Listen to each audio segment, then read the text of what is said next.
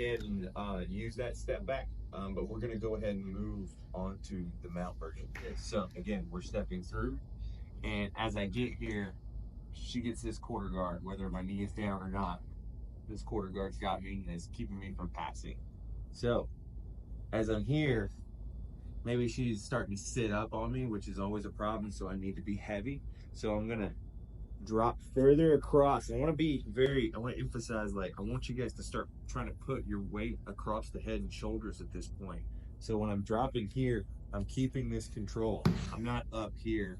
This isn't any control as far as the head and shoulders. So when I drop to my elbow, the reason why I want you dropping your elbows is you're pinching in here. So if they do try to sit up, you can still, like, there's really nowhere to sit up too, right? You can also drop a little bit further as long as I'm not putting too much pressure on my hip and knee.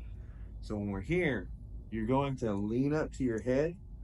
And as I'm leaning up to my head, I'm just bringing up just enough to raise my knee across the abdomen and then put my shin bone right on the hip. I feel the hip bone and then just drag it across. At that point, I'm in the mount. Even if she still has my foot, small mount. I can climb up higher into the mount if I want.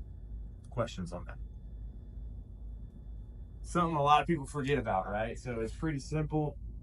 As I'm here, no matter how tight they're being, get in here and then just up and over. And now scoring different points, just attacking a different direction because they're expecting me to go for side control and you're already in the mount. It's just kind of one of those, okay, their hips are pinched up, so it's kind of easy to turn, right? That's the side effect of them pinching and holding that foot in. Makes their hips very easy to turn side to side, right? So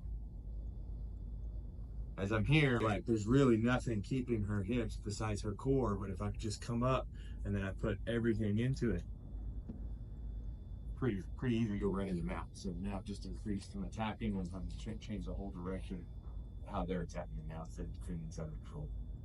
Questions? Do you have to have your foot out of the way to get points? Yes, so good question for my competitors. If I'm here, like, even if I'm chest to chest, until I clear this, I haven't passed her guard. So remember, like, we have to fully pass the hips. This is the last knot of hope. It's like when you're falling down, that vine, there's that knot at the end. You better hope you're strong enough to hold on to it. Otherwise, I'm past, right? So even here, no points. Even here, no points. Like, I'm gonna have to get that out. It's just usually, sometimes I'll just windshield wiper over, pull it on out. But at that point, especially on top, the foot's gonna come out. It's pretty easy to start working that foot out just because a lot of times start letting it go with defending.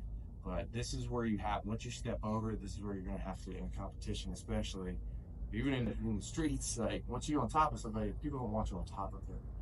This is where you can expect them to start pushing harder. So the mount escapes tend to be, especially at white belt, tend to be more about violence and pushing hip thrust than actually any real technical escapes.